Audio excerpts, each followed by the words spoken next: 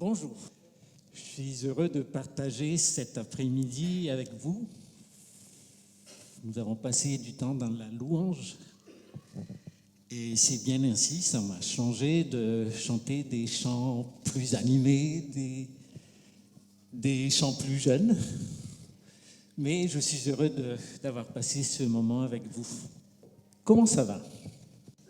Voilà, le mois de janvier est déjà passé. C'est déjà passé très très vite. Et bien des choses se sont déjà passées dans chacune de nos vies. Dans notre pays aussi, il y a des choses qui se passent. Et on se rend compte d'une chose, c'est que même si les années passent, les choses restent les mêmes. Il y a des épreuves dans lesquelles nous passons. Il y a aussi des turbulences économiques, sociales.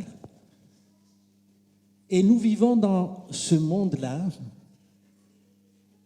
avec le fait que notre foi est mise à l'épreuve. Ce matin, je viens chez vous avec un texte connu. C'est la tempête apaisée. Alors ceux qui ont déjà entendu une prédication sur ce texte disent « Qu'est-ce que j'ai déjà entendu sur ce texte ?» Mais je vous invite à venir tout simplement à l'écoute du texte et de nous laisser toucher de nouveau par le message que nous renvoie ce texte, mais aussi de tirer des leçons concrètes pour notre vie. Nous lisons donc ce jour-là. Le soir venu, Jésus leur dit « Passons sur l'autre rive ». Après avoir renvoyé la foule, ils l'emmenèrent dans la barque où il se trouvait. Il y avait aussi d'autres barques avec lui. Un vent violent s'éleva et les vagues se jetaient sur la barque au point qu'elle se remplissait déjà. Et lui, il dormait à l'arrière sur le coussin. Ils le réveillèrent et lui dirent « Maître, cela ne te fait rien que nous soyons en train de mourir ?» Il se réveilla, il menaça le vent et dit à la mer « Silence, tais-toi !» Le vent tomba et il y eut un grand calme. Puis il leur dit « Pourquoi êtes-vous si craintifs ? Comment se fait-il que vous n'ayez pas de foi ?» Ils furent saisis d'une grande crainte, d'une grande frayeur, et ils se disaient les uns aux autres, « Qui est donc cet homme ? Même le vent et la mer lui obéissent. » Une vision de l'endroit où se passe cet épisode, c'est un lac. Un lac, c'est un lieu calme. C'est un lac qui est connu à travers plusieurs appellations dans les évangiles. Des fois, on l'appelle mer de Galilée, mer de Tibériade, le lac de Tibériade, à cause des nombreuses villes, localités. Et beaucoup des événements dans la vie de Jésus se passent autour de ce lac. Ce lac fait donc 23 km de long et 11 km de large. C'est grand. Et il y a plusieurs éléments qui se sont passés, la multiplication des pains, la pêche miraculeuse. C'est là aussi que Jésus appela Simon, André, Jacques et Jean, les premiers disciples. Et c'est là aussi que Jésus marcha sur les flots et où il invitait Pierre à venir le rejoindre. Rembrandt a fait une toile pour essayer d'imaginer ce qui se passait dans la barque. Alors ça ne se voit pas trop, mais en tout cas, c'est l'image qu'on peut garder de cette barque. Il y a d'abord quelques détails. Jésus était à l'arrière. je ne me connais pas du tout en bateau, mais l'arrière du bateau s'appelle la poupe. Et la poupe, il y a un instrument qui permet de guider l'embarcation. Sauf que Jésus, il dormait.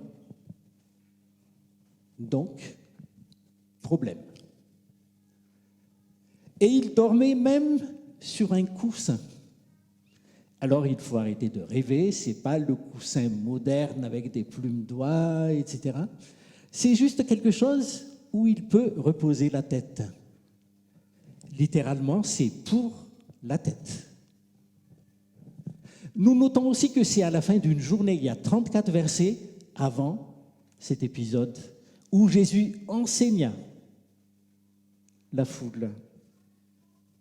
Mais quelque chose qu'il faut retenir, c'est que c'est Jésus qui invite les disciples à passer de l'autre rive, et donc il est présent.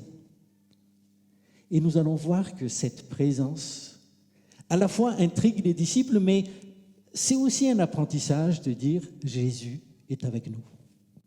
La tempête apaisée.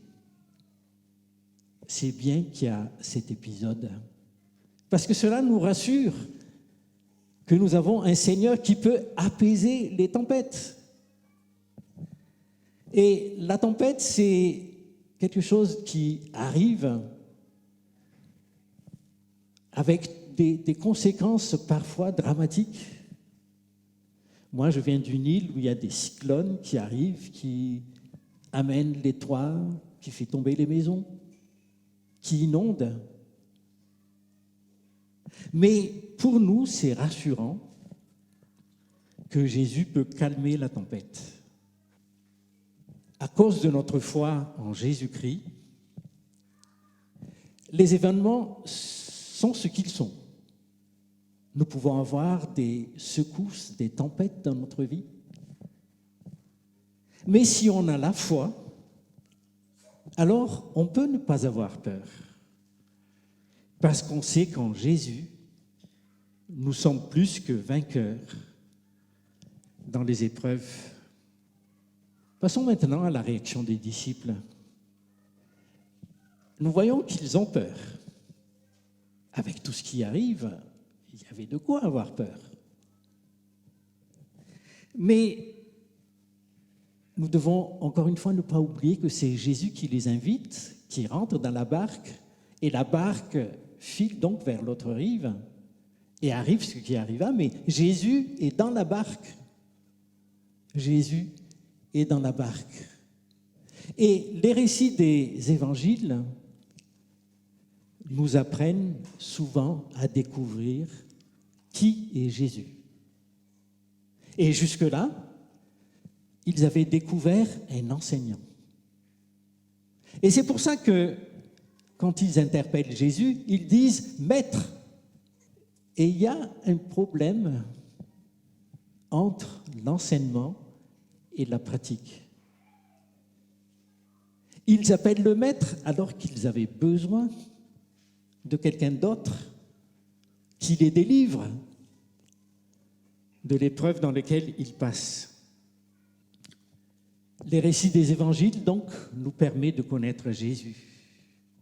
Et les disciples cheminaient avec Jésus et ils ont été 3 années à le suivre, à découvrir qui il était. Quel privilège! Il enseigne et il met aussi en pratique. Mais voilà, ils ont un problème. Et ils avaient besoin que Jésus intervienne. La peur et le désarroi sont des sentiments que nous pouvons éprouver face à des événements de notre vie.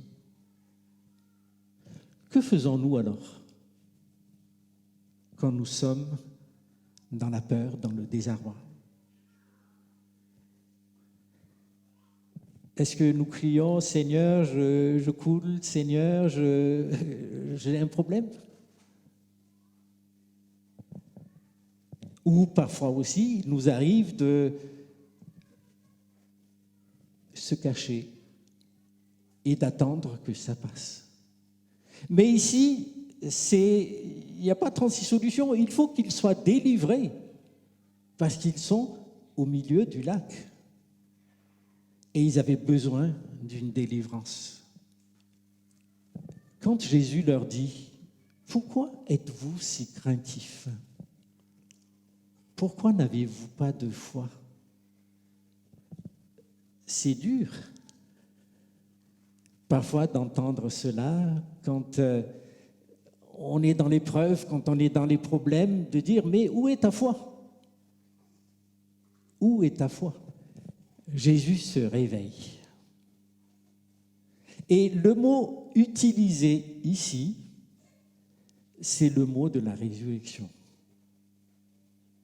Et Jésus se révèle, le maître qu'ils ont suivi se révèle dans toute sa splendeur, dans toute sa puissance. Et il arrête le vent et il dit au vent de se calmer. Il est maître des éléments. Ils avaient besoin de découvrir, d'apprendre à découvrir et d'accepter plus qu'un maître. Alors, la peur, le désarroi, nous pouvons connaître. Mais nous pouvons nous adresser à Jésus pour lui demander d'intervenir dans nos situations. Pratiquement, il est facile de faire un parallèle entre la barque et nos propres vies. Notre vie est comme une barque qui traverse la vie, les bons, les mauvais moments. Parfois, aussi dans nos barques, on peut avoir l'impression que Jésus dort. Il est où, Jésus ? Qu'il ne se soucie pas de notre situation. Mais il arrive aussi que dans notre barque, nous ne nous préoccupons pas de la présence de Jésus, quand ça va, par exemple. On n'y pense pas tellement à Jésus. Et nous pouvons oublier que Jésus est dans la barque avec nous. Quel Jésus nous avons dans notre barque ? Est-ce que c'est le Seigneur ? Ou est-ce que quelqu'un que je peux laisser tranquille dans le coin de ma barque ? Les événements de notre vie nous apprennent qui est Jésus. Nous restons tous responsables de nos vies. Nous devons faire des choix. Nous devons prendre des décisions avec Jésus dans notre barque. Et on peut transposer aussi l'Église comme une barque dans laquelle le Seigneur vous place ensemble dans une barque pour cheminer, faire des expériences ensemble, vivre des expériences ensemble dans la même barque. Il y a un chant que je vous propose d'écouter.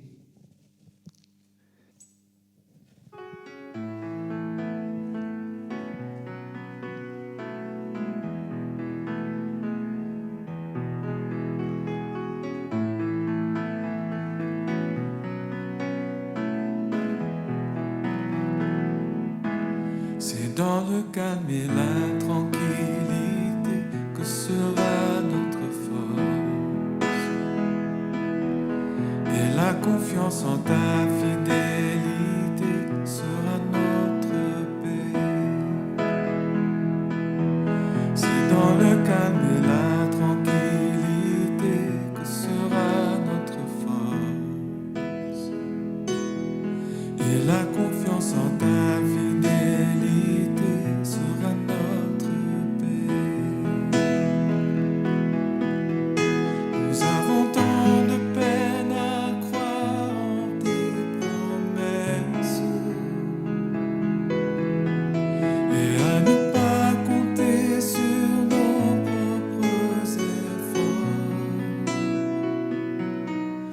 C'est dans le calme et la tranquillité que sera notre force.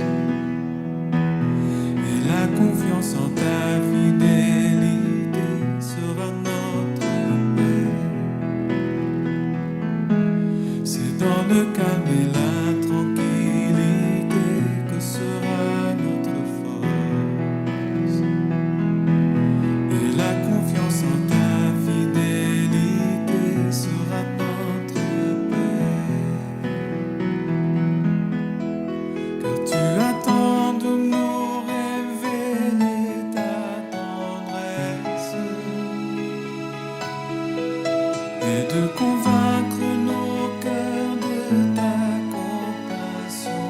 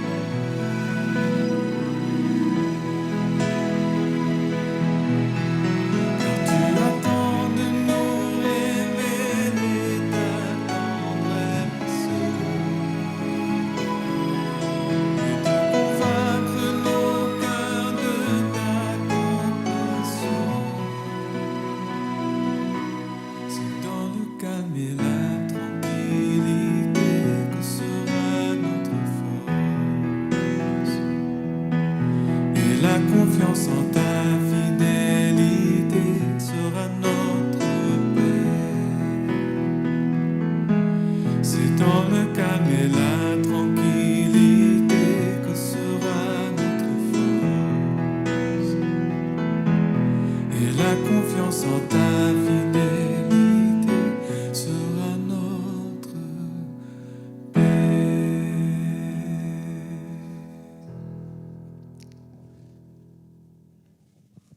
N'oublions pas que Jésus veut conduire les disciples sur une autre rive.